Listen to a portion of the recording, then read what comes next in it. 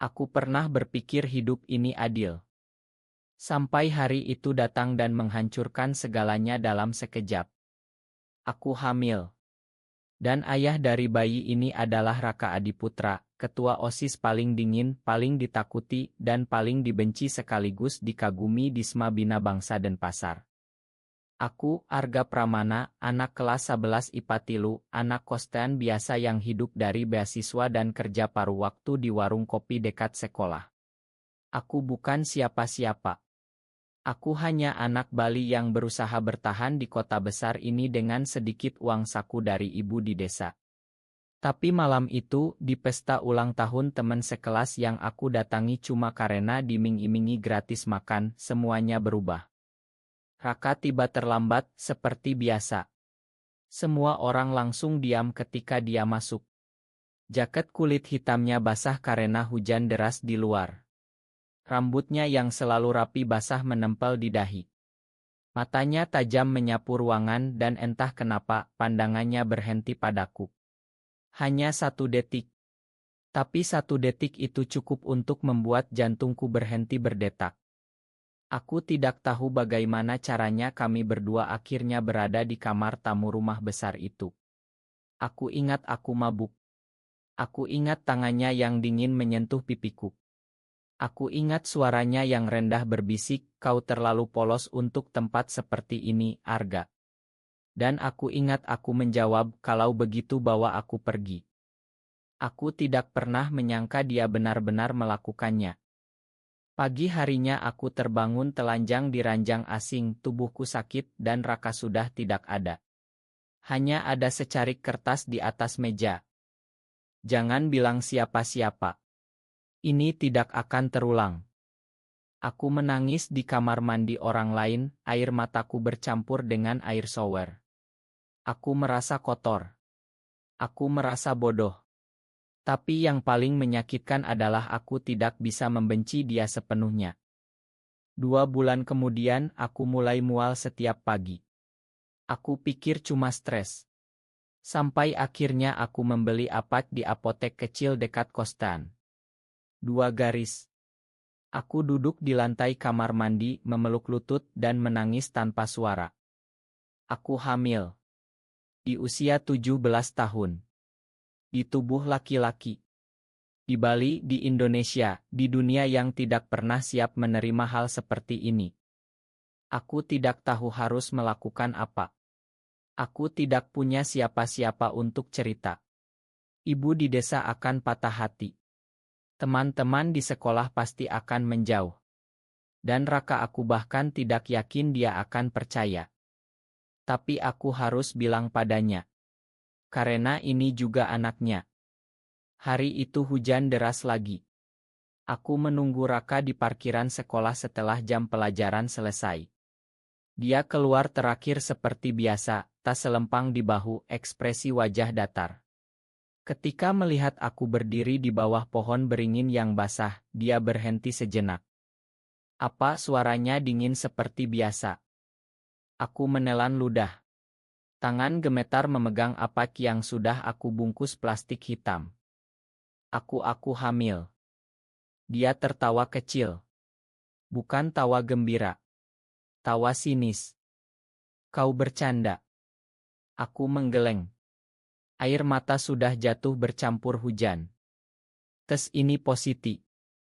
2 bulan lalu malam itu. Wajahnya berubah.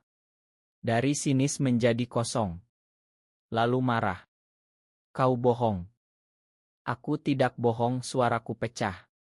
Ini anakmu, Raka. Dia melangkah mendekat, menarik lenganku kasar sampai aku hampir jatuh. Matanya menatapku tajam. Jangan pernah bilang itu lagi di depan orang lain. Kau dengar? Aku mengangguk sambil menangis. Dia melepaskanku, berbalik, dan berjalan pergi tanpa sepatah kata pun. Malam itu aku tidur di kosan dengan perut kosong dan hati yang hancur. Aku tidak tahu apa yang akan terjadi besok. Tapi aku tahu satu hal, hidupku sudah tidak akan pernah sama lagi. Besoknya Raka menungguku di gerbang sekolah. Mobil hitamnya yang selalu diparkir di tempat khusus terlihat mencolok di antara motor-motor murid lain. Dia membuka pintu penumpang tanpa bicara. Aku masuk dengan kepala tertunduk. Dia membawaku ke sebuah kai kecil di daerah Sanur. Tempat sepi, hampir tidak ada pengunjung. Kami duduk di pojok, jauh dari jendela. Ceritakan semuanya, katanya tanpa ekspresi. Aku ceritakan. Dari malam itu, dari rasa mual, dari apek, dari ketakutanku.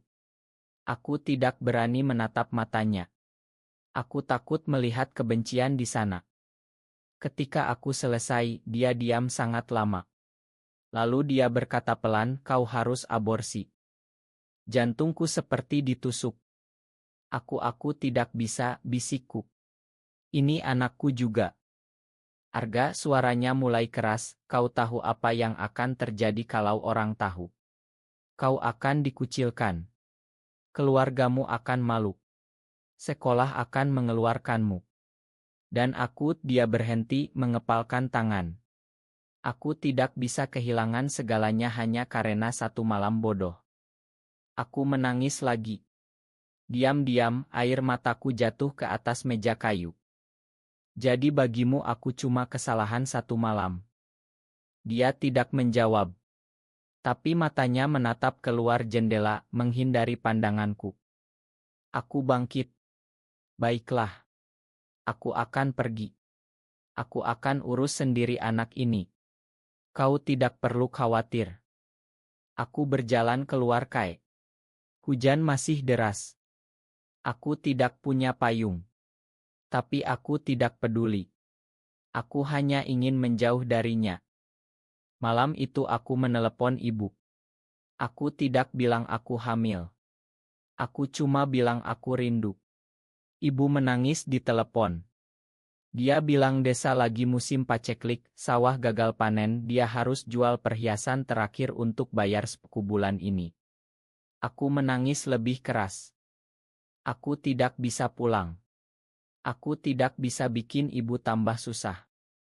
3 hari kemudian, Raka muncul lagi di depan kostanku. Wajahnya lebih pucat dari biasanya. Matanya merah seperti tidak tidur. Aku sudah bicara dengan dokter, katanya langsung. Ada klinik di Jakarta yang bisa tangani ini tanpa orang tahu. Aku akan bayar semuanya. Aku menatapnya dengan mata bengkak. Kau benar-benar mau aku membunuh anak kita? Dia menunduk. Ini demi kebaikan kita berdua. Aku tertawa getir. Kebaikanmu, maksudmu? Dia diam. Aku menutup pintu kosan di depan wajahnya. Aku tidak mau melihatnya lagi. Hari-hari berikutnya terasa seperti mimpi buruk. Aku mulai mual lebih parah. Aku sering pingsan di kelas. Guru-guru khawatir, tapi aku bilang cuma kurang tidur. Teman sekelas mulai curiga. Ada yang bisik-bisik tentang aku sering ke toilet.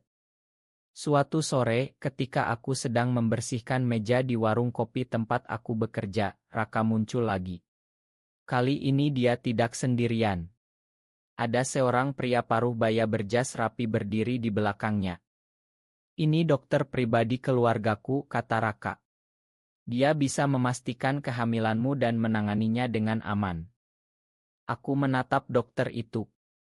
Dia tersenyum ramah, tapi matanya dingin. Arga, mari kita bicara sebentar, kata dokter itu lembut. Aku menggeleng. Aku tidak mau. Raka melangkah maju. Arga, jangan bodoh. Kau tidak bisa besarkan anak ini sendirian. Aku bisa, bentakku. Suara cukup keras sampai beberapa pelanggan menoleh. Aku akan cari cara. Aku tidak butuh bantuanmu. Raka menarik napas dalam. Kau tidak mengerti. Ini bukan cuma tentangmu. Ini tentang nama baik keluargaku. Ayahku anggota DPRD. Jika ini tersebar, karier politiknya hancur. Aku menatapnya dengan mata penuh air mata. Jadi aku dan anak ini cuma ancaman bagi karier ayahmu. Dia tidak menjawab. Malam itu aku kabur. Aku tidak bawa apa-apa kecuali tas kecil berisi baju ganti dan sedikit uang tabungan. Aku naik bus malam ke Gianyar, ke rumah tanteku yang sudah lama tidak aku temui. Tante Sari menyambutku dengan pelukan hangat. Dia tidak banyak tanya. Dia cuma bilang, "Kau kelihatan kurus sekali, Nak. Istirahat dulu." Aku menangis di pelukannya. Untuk pertama kalinya dalam 2 bulan, aku merasa ada orang yang peduli padaku. 2 minggu kemudian, aku mulai terbiasa dengan kehamilan. Perutku belum terlalu besar, tapi aku sudah merasakan gerakan kecil di dalam sana. Setiap kali merasakannya, aku menangis bahagia sekaligus takut. Aku bekerja di kebun bunga milik tante. Pekerjaan ringan hanya menyiram dan memetik bunga yang sudah layak jual. Tante Sari tahu aku hamil. Dia tidak menghakimi. Dia cuma bilang, "Siapapun ayahnya, ini anakmu. Kau harus kuat demi dia." Aku mulai belajar menerima. Aku mulai bicara dengan bayi di perutku setiap malam.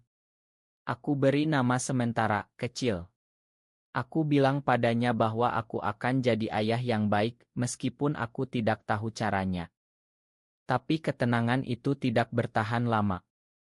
Suatu sore, mobil hitam yang terlalu mewah untuk daerah desa berhenti di depan rumah tante. Raka turun.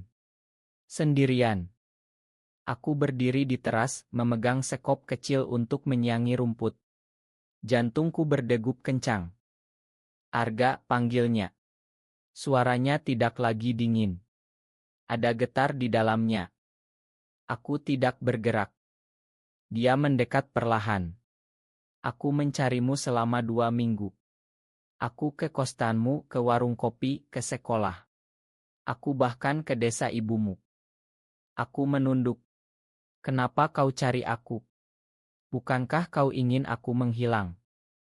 Dia berhenti di depanku. Jarak kami hanya 1 meter. Aku bisa melihat matanya yang merah, seperti habis menangis. "Aku salah," katanya pelan. "Aku takut. Aku takut kehilangan segalanya. Tapi ketika kau pergi aku baru sadar aku sudah kehilangan hal terpenting." Aku menatapnya. Tidak percaya. "Aku mencintaimu, Arga," bisiknya. Dari malam itu, aku cuma tidak berani mengakuinya. Air mataku jatuh lagi. "Kau bohong." Dia menggeleng. "Aku tidak bohong. Aku bodoh. Aku pengecut. Tapi aku di sini sekarang. Dan aku tidak akan pergi lagi." Dia berlutut di depanku. Di tanah berdebu depan rumah tante. Di depan tetangga yang mulai mengintip dari balik pagar. "Makan aku," katanya. "Inginkan aku bertanggung jawab. Inginkan aku menjadi ayah bagi anak kita." Aku menangis tersedu-sedu. Aku tidak tahu harus percaya atau tidak. Tapi ketika dia memelukku, ketika aku merasakan detak jantungnya yang cepat, aku tahu dia tulus. Kami pulang ke Denpasar bersama. Tante Sari mengantar sampai terminal bus sambil menangis. Dia memelukku erat dan berbisik, "Jangan takut lagi, Nak. Kau punya dia sekarang." Raka membawaku ke apartemen kecil yang dia sewa khusus untuk kami. Bukan apartemen mewah keluarganya, tapi tempat sederhana di pinggir kota. Dia bilang dia tidak ingin aku merasa tertekan. Hari-hari berikutnya adalah hari-hari penuh perjuangan. Raka mulai berubah.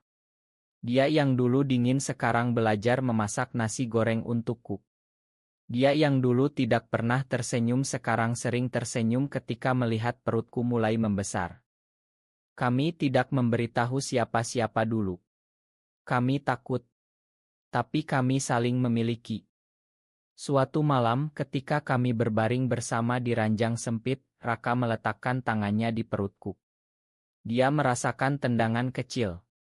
Matanya berkaca-kaca. "Ini nyata," bisiknya. "Kita akan punya anak." Aku tersenyum.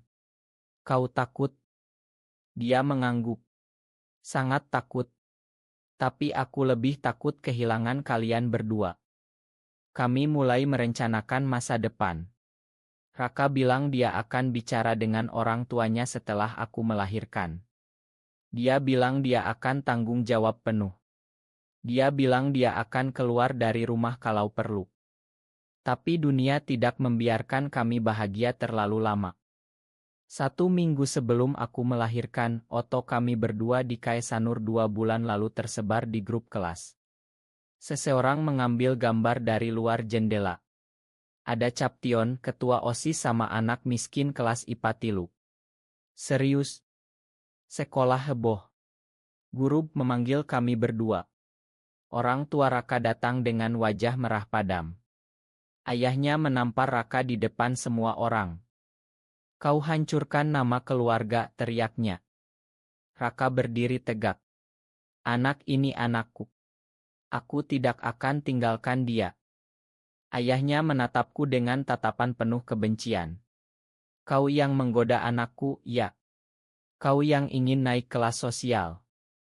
Aku gemetar. Tapi Raka melindungiku dengan tubuhnya. Jangan sentuh dia. Kalau Bapak sentuh dia sekali saja, aku akan pergi dari rumah ini selamanya. Malam itu, kami pergi. Raka membawa aku ke rumah sakit swasta kecil di pinggiran Denpasar. Dia bilang dia sudah siapkan semuanya. 2 hari kemudian, aku melahirkan. Anak laki-laki. Kecil, tapi sehat. Raka menangis ketika memotong tali pusar. Dia mencium keningku dan kening anak kami. Kita akan baik-baik saja, bisiknya. Kami beri nama anak itu Satya. Artinya kebenaran. Karena cinta kami lahir dari kebenaran, meski penuh luka. Kami tidak kembali ke sekolah. Kami tidak kembali ke kehidupan lama. Raka mengambil cuti kuliah dan bekerja sebagai barista di kai kecil. Aku belajar menjahit dari tetangga. Kami hidup sederhana, tapi bahagia.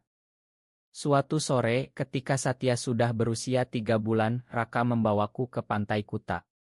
Kami duduk di pasir, Satya tidur di pangkuanku. Raka memegang tanganku erat. Aku pernah berpikir hidup ini adil, katanya pelan. Tapi sekarang aku tahu hidup ini tidak adil. Tapi cinta kita cukup untuk melawan ketidakadilan itu. Aku tersenyum. Air mata jatuh lagi, tapi kali ini air mata bahagia. Kita akan baik-baik saja, bisikku. Dan untuk pertama kalinya aku percaya itu benar.